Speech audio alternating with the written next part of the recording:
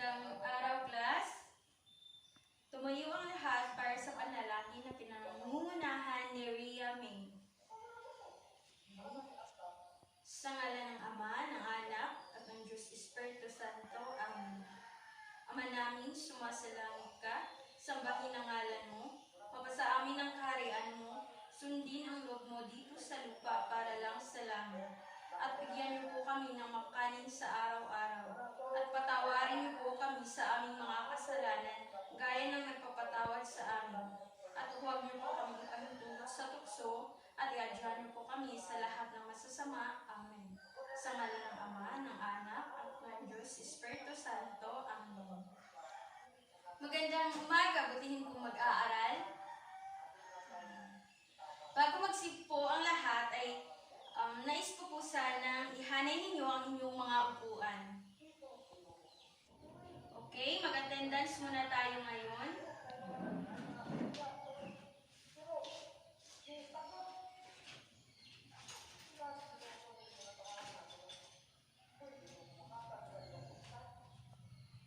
Kapag binanggit ko ang inyong mga pangalan, ay sagutin ninyo ako ng binata kapag lalaki, at dalaga naman kung babae.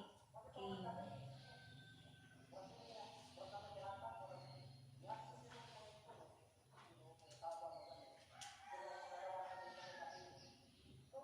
Rhea.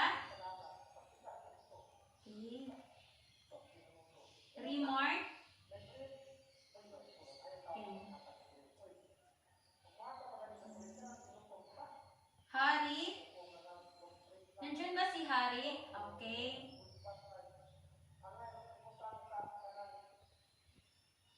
So, walang umabsent. Palakpakan ninyo ang inyong mga sarili. Okay. Bago tayo tatalakay sa ating aralin ngayon, ay magkakaroon tayo muna ng isang palaro. So, gusto niyo ba ito? Okay. Sige. Paunahan kayong tukuyin yung mga letrang naka-jumbled. So, kung sino man sa inyo ang makaunang makahula ay bibigyan ko ng 5 karagdagang puntos. Okay,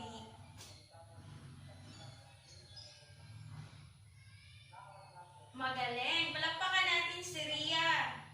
Ito ay pelikula.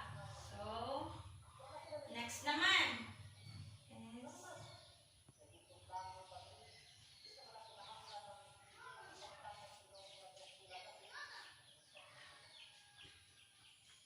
Makita ba, class? Okay. Magaling. Palakpakan natin si Giselle. Ito ay singing. Okay, singing. Susunod.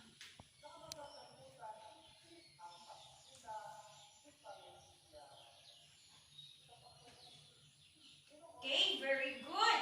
Ito ay shop.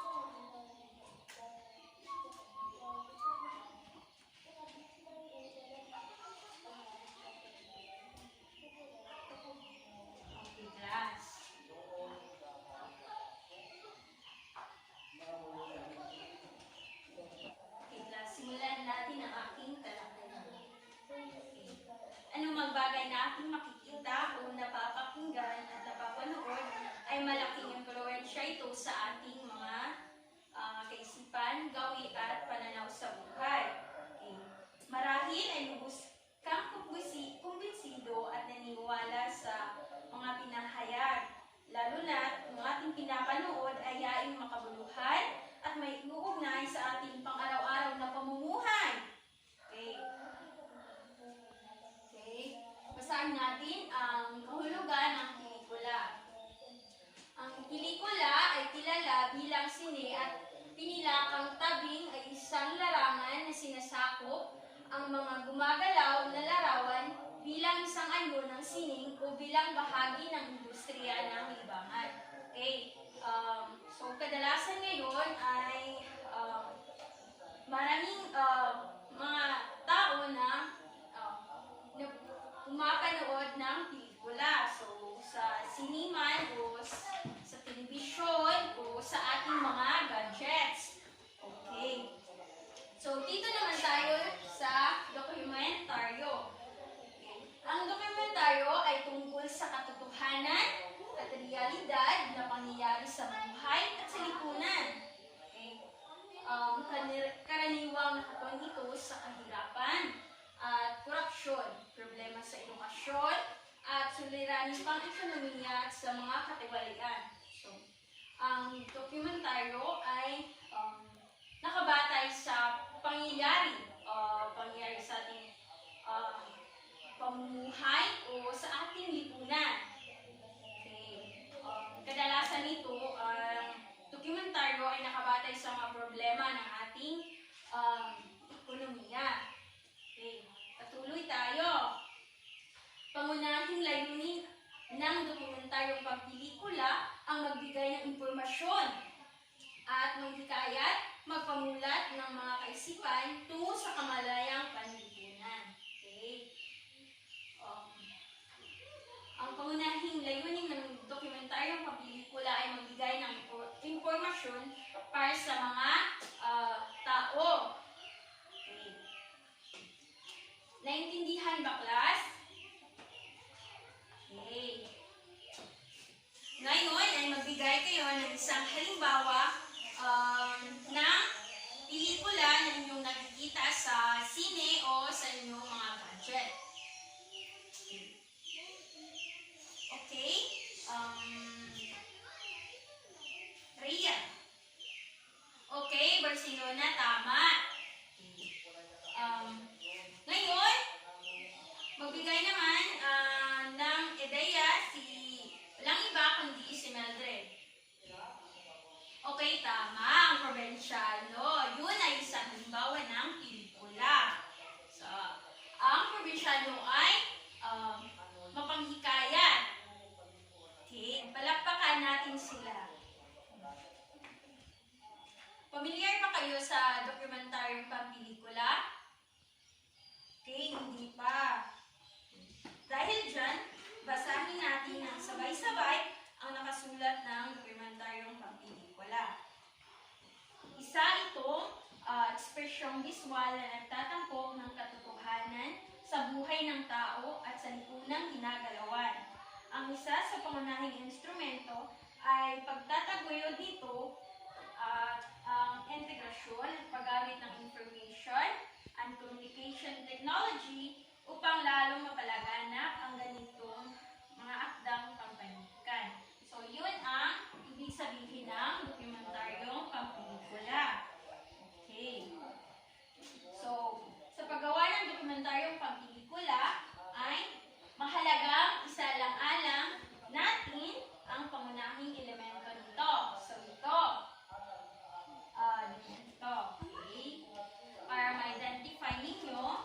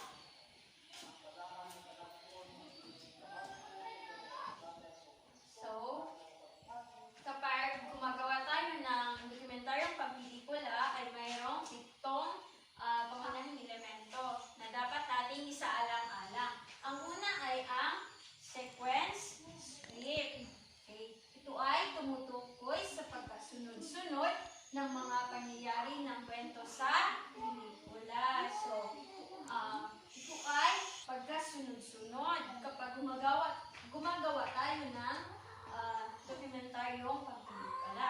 So, ang sequence script din ay makikita dito ang layunin ng pelikula. So, dito makikita ang layunin ng pelikula kapag tayo ay gumagawa. Okay.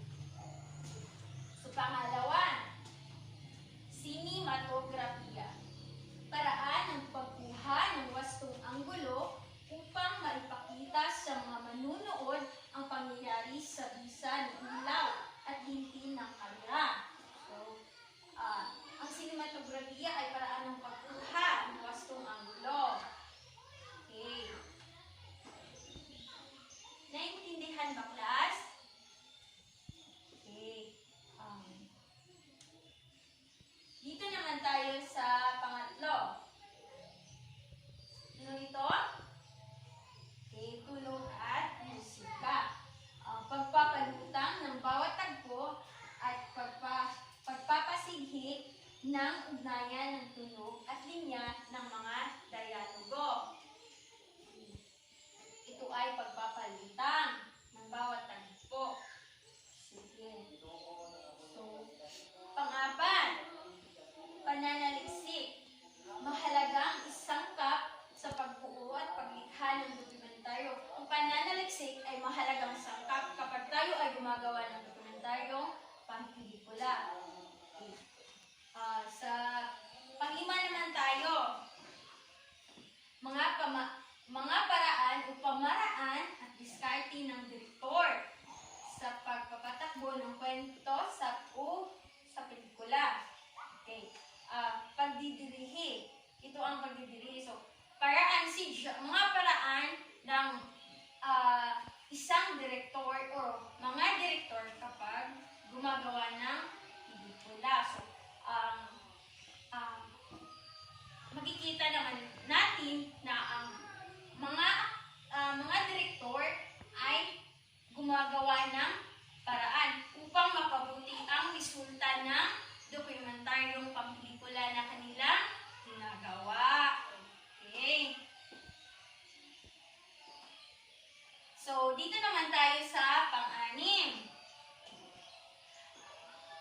Nagpapanatili sa angkupan ng lugar, eksena, pananamit, at sitwasyon para sa masining na paglahad-lahad na masining na visual sa pagkukwento. So, ang disenyo pang-produksyon ay nakatuon ito sa eksena ng bawat pangyayari sa ginagawang dokumentaryo. Okay? Nakasaad din dito ang bawat kangkupang lugar kung saan ang eksena. And nakabatay din ang pananamit. So, kapag ang eksena ay sa loob ng bahay, so yung pananamit ay dapat din na nasa pangbahay din, hindi yung pandagat. Okay. Naintindihan ba, class, ang disenyo pang-produksyon? Okay, magaling. Okay, nakuha ninyo. Proceed tayo sa pang-pito o pang-huli. Pag-i-edit. So, pamilyar na ninyo ang pag-i-edit, di ba? Okay. So, ang pag-i-edit, ito ay pagpuputol, pagdugtong upang tayain kung alin ang hindi nararapat isama. Ngunit di maapektuhan ang kabuuan ng istorya ng pelikula dahil may laang oras o panahon ang isang pelikula. Okay. Ang pag-i-edit ay isang pagpuputol o pagdurugtong ng mga pangyayari na nakuha ng direktor o yung mga cameraman. Okay. Kadalasan, na-apply ito kapag meron tayong mga proyekto na gagawin. So, kapag may mali, ay puputulin natin yung mga mali. At kapag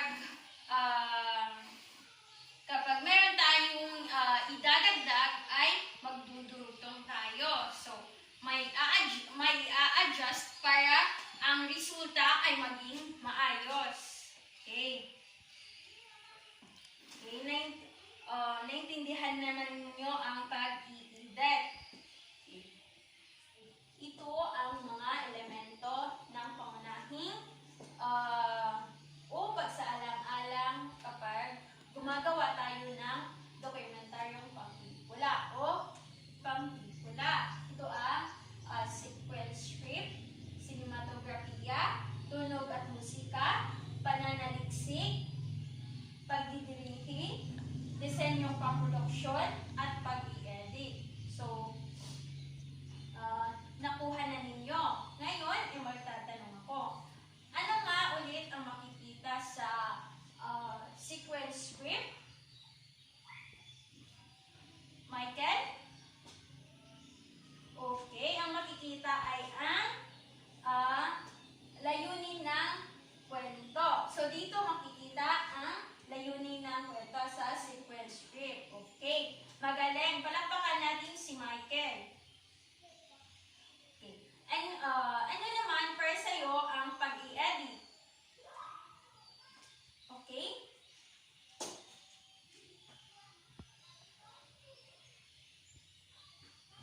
Okay, tama ang iyong idea, Hari. Ito ay pagdurugtong o pagpuputol upang makabuo ng isang kwento o pangyayari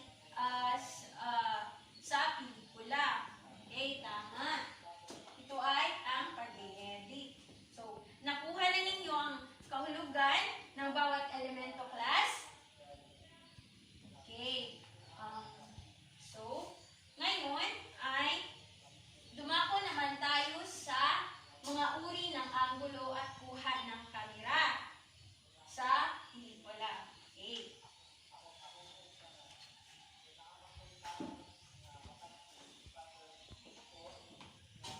So, dito naman tayo. Okay. So, may 8 mga uri ng kuha o anggulo sa pelikula. Ito ang una ay ang establishing long shot na tinatawag na scene setting. Mula sa malayo ay kinukuhanan ang buong senaryo o lugar upang bigyan ng ideya ang manunood sa magiging takbo ng buong pelikula o dokumentaryo. So, ang establishing long shot ay kuha ng buong senaryo. So, just like for example, para ma-identify kung ito ay establishing long shot. So, ito. So, ito ay buong kuha ng senaryo. So, ito ay halimbawa. So, makita rito, mula dito hanggang dito. So, nakuha ang buong senaryo. Naintindihan ba, class?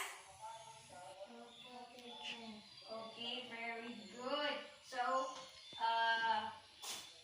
ngayon ay pangalawa, ang medium shot. Okay. Kuha ng camera mula tuhod paitaas o mula bewang paitaas. So, ang medium shot ay kuha ng camera mula tuhod paitaas o pwede rin siyang sa bewang paitaas. Okay. May example rin ako para ma-identify. Okay. Ito ang medium shot.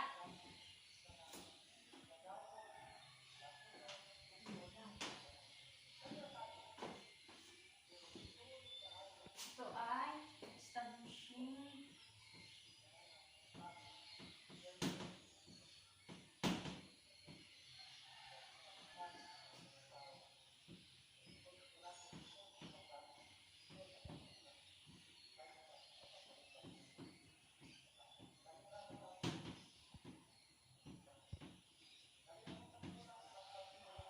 okay.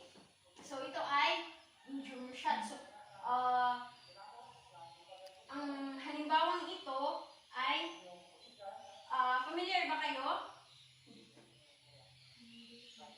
Okay. So, ito ay ang pelikula Titanic. So, ang kuha rito ay mula bewang paitaas. So, bewang paitaas. So, ito ang medium shot.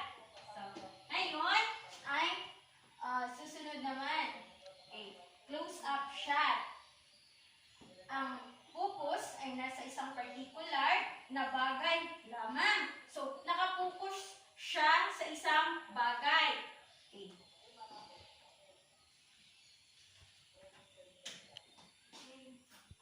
example.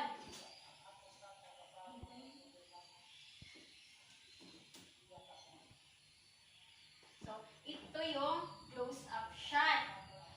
Nakapuko siya sa kanyang mukha o hanggang dito. O, particular na nakapukos. So, ito ang close-up shot. So, dito naman tayo sa extreme close-up. So, ang extreme close-up ay pinakamataas na level ng close-up shot. So, ito ay pinakamataas. So, ang ibig sabihin ng extreme is yung pag-zoom. Okay. Example ito. So,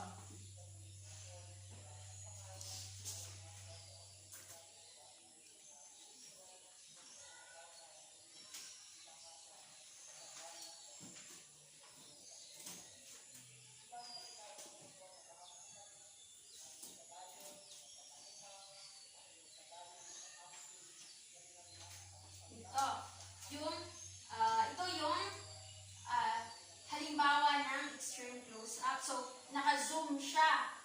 So, nakuha ba, class? Okay, very good. Sige.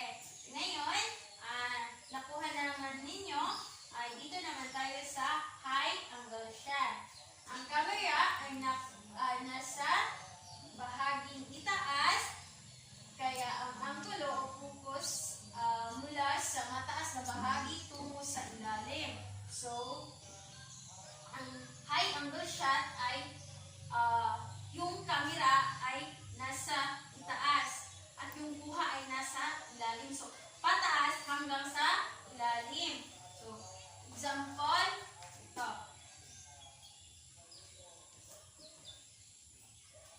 Yung nagkukuha ng kamera ay nasa bahaging itaas at ang babae ay nasa ilalim. So, para tayong tumitingin sa baba. Okay. Ito ang high angle shot. Okay. So, nakuha na.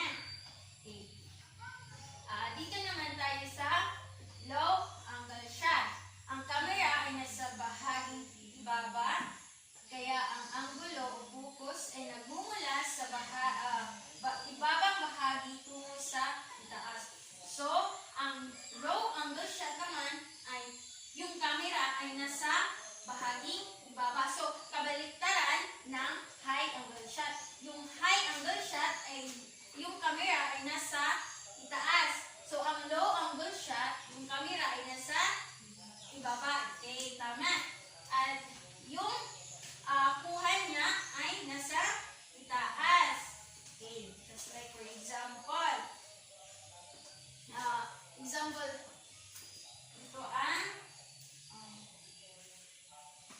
dito.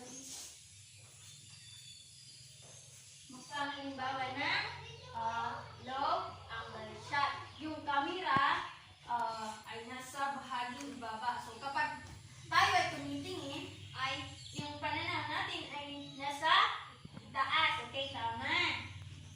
Ito ay ang extreme.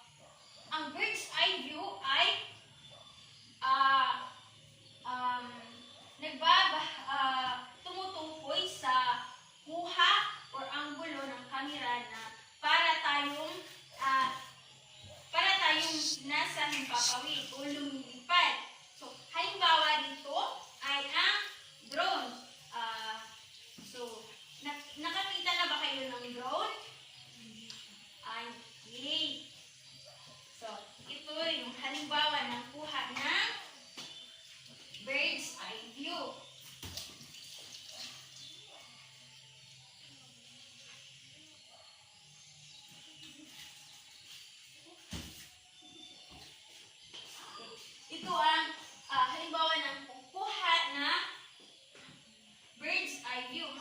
Ito. Uh, Kapag tumitingin tayo ay para tayong nasa himpapawid. So, yung halimbawa rin yung kabundukan. So, kapag tayo ay tumitingin is makikita yung buong senaryo ng kabundukan. Just like for example sa karagatan na nakukuha yung buong senaryo. Okay. Nakuha ba yung bird's eye view? Okay. Ulitin ko ay maaaring maging isang aerial shot na ang gulo ay nagmumula sa napakataas na bahagi at ang tingin ay nasa bahaging ibaba. Okay. Halimbawa roon, ang drone. Yun. Tama, yung drone. Okay. So, pangalanan natin para ma-identify yun.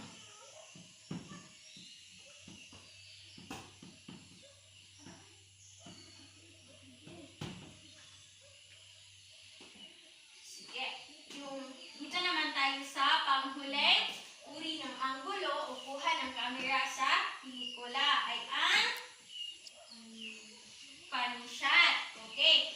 Isang mabilis na pagkuha ng anggulo ng isang kamera upang sundan ng detaling kinukunan. So, ito ay kuha ng kamera na mabilis. So, okay. Para ma-identify here. Meron din ako example.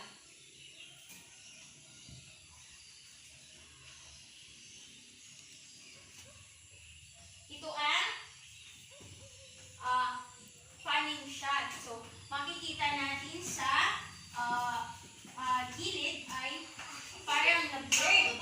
Na-blurred yung kuha ng kamera. Pero, nakapokus ang particular na bagay. So, ito, isang mabilis na pagkuha ng anggulo ng isang kamera upang sundan ang detaling kinukunan. So, ito. So, kahit blurred yung nasa giliran, ay nakukuha pa rin yung bagay na dapat na kukunin o i-take. Okay. Okay, yun.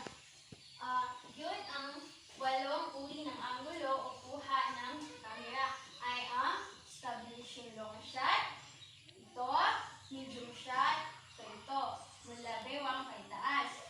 Pangatlo is close up shot, so yung buong mukha o dito. Then extreme close up ay naka-zoom. Then high angle shot ay yung nagkukuha ng kamera ay nasa bahaging ibabaw. Okay.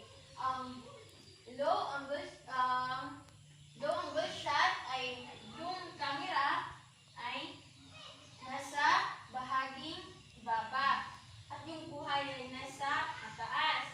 Then pang-pito ay ang bird's eye view. Bird's eye view na makikita yung buong senaryo. Then, yung pang-8 ay panning shot. Panning shot. Sulat natin dito.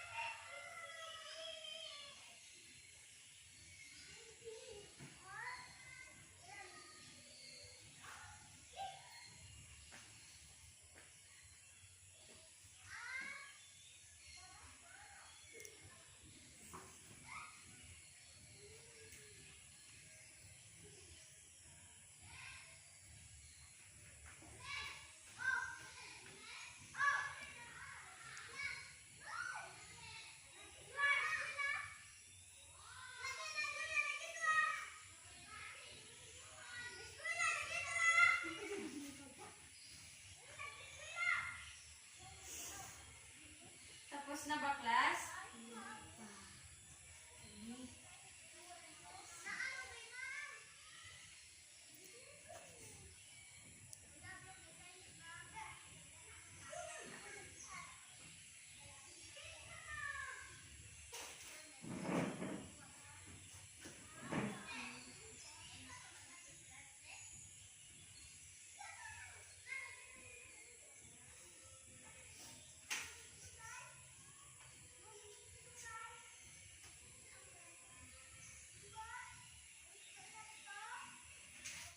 Tapos na ba, class? Opo, teacher. Sige, pasa na ninyo ang mga papel.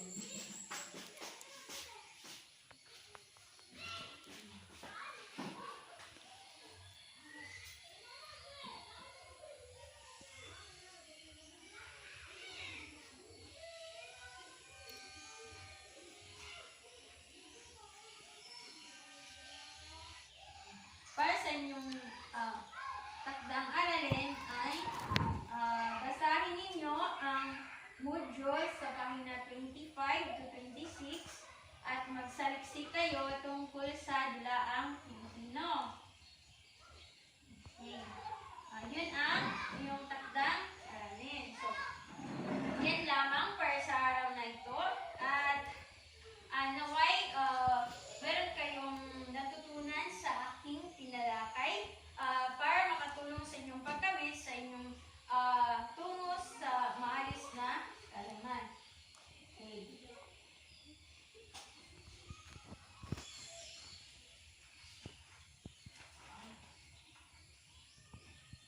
Bago tayo magsiuwi, ay inaanyayahan ko ang lahat na pulutin ang inyong mga kalat sa ilalim ng inyong mga upuan.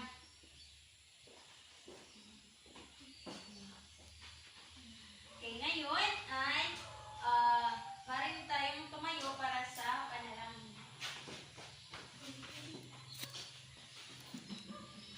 Sa ngalan ng Ama, ng Anak, at ng Diyos Espiritu Santo, purihin natin ang